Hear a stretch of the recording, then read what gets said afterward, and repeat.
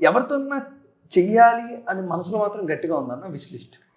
అంటే నాకు యాక్చువల్గా పవన్ కళ్యాణ్ గారితో నాకు అంటే ఆయన సినిమాల్లో చేయాలని చాలా ఉండే. నాకు అందులో వచ్చిండే కూడా.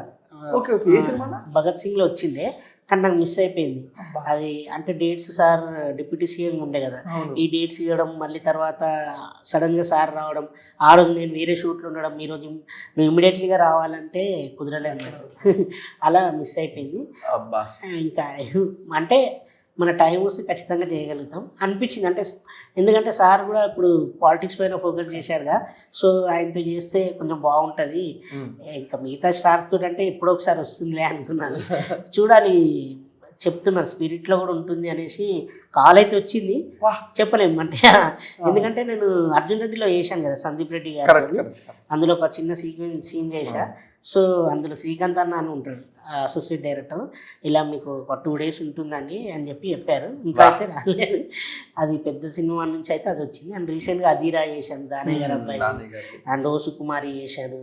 అండ్ దివానా అని చెప్పి రిలీజ్కి ఉంది, అందులో మంచి క్యారెక్టర్ చేశాను. ఉన్నాయి కొన్ని.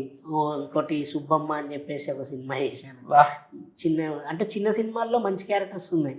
కళింగ సినిమా హీరోది ఒకటి, హీరో ఫ్రెండ్గా చేస్తున్నాను అన్న. అయితే ఎలా అయితే మొత్తం లైఫ్ను కంప్లీట్ సర్కిల్ చేస్తున్నాం.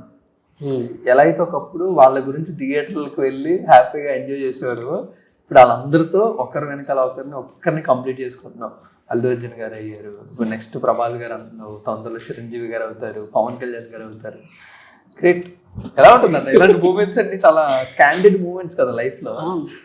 అంటే ఇది నిజంగా గాడ్ గిఫ్ట్ అంటారు, గాడ్ గ్రేస్ అంటారు. అండ్ యాక్టర్గా కూడా ఒక మనం నిలదొక్కుకోవడం అంటే గాడ్ గ్రేస్ అంటారు.